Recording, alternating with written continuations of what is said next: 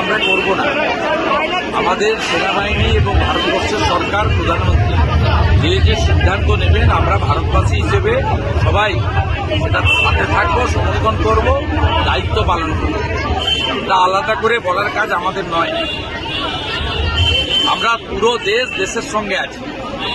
140 কোটি জনগণ Indian army এবং প্যারামিলিটারি ফোর্সের সঙ্গে আমরা দাঁড়িয়েছি।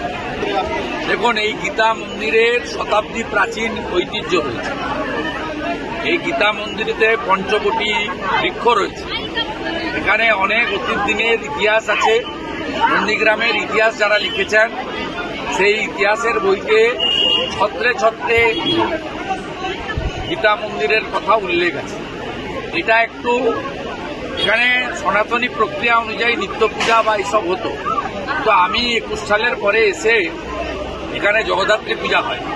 আমি জগদ্ধাত্রী পূজায় এসে দেখলাম যে জানকীনাথ মন্দির সেজে উঠছে, রেয়াপাড়া সিদ্ধিনাথজিউর মন্দির সেজে উঠছে, সিংহবাহিনী মন্দির সেজে উঠছে, বিভিন্ন জায়গায় হরিপুর, দাউদপুর, ভয়েসপুর, গোকুলনগর নানা সনাতনী প্রতিষ্ঠান সেজে উঠছে।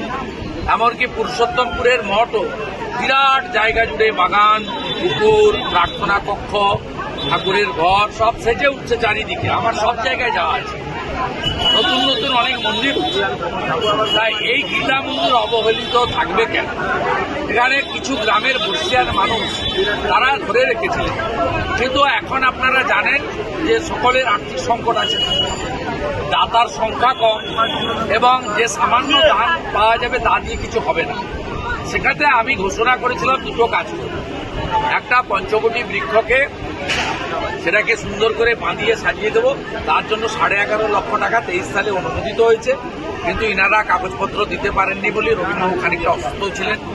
সেই কাজটা আটকে আছে। সেটা কাগজ দিলে টেন্ডার হয়ে যাবে, কাজ হয়ে যাবে। আর যেহেতু মন্দির বা মূর্তি সরকারি টাকায় করা যায় না, আমাদের সরকারি টাকা পারমিট করে না, সেই কারণে দীঘাতে কালচারাল সেন্টার হয়েছে, মন্দির হয় যেহেতু সরকারি টাকায়।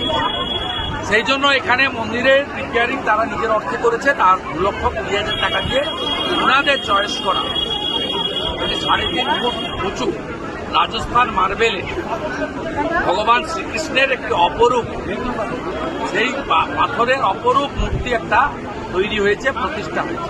আজকে একটি বিশেষ অনুষ্ঠান করে প্রায় সহস্রাধিক সনাতনীদের উপস্থিতিতে আমরা আরতি করে ঠাকুরকে সেখানে প্রতিষ্ঠা তাকে মানুষের কাছে প্রচারিত করলাম, সবাই আসে। এরপরে আরো দুটো কাজ আমাদের করতে হবে। একটা আজকেই ঘোষণা করে গেলাম, এখানে সন্ধ্যাবেলা অন্ধকার থাকবে না, সোলার আলো আমরা লাগাবো। উচ্চমানের সোলার আলো কয়েকটা বসিয়ে দেবো, যাতে সন্ধ্যাবেলা একটু আলোকিত থাকে। এটা পবিত্র জায়গা। আর তার পরবর্তীকালে যে 11.5 লক্ষ টাকার কাজ আছে, শেষ হয়ে গেলে আমরা ইম্পিল্যাট থেকে অভিজিৎ বাবুকে অনুরোধ করে বাউন্ডারি ওয়ালটাও করি।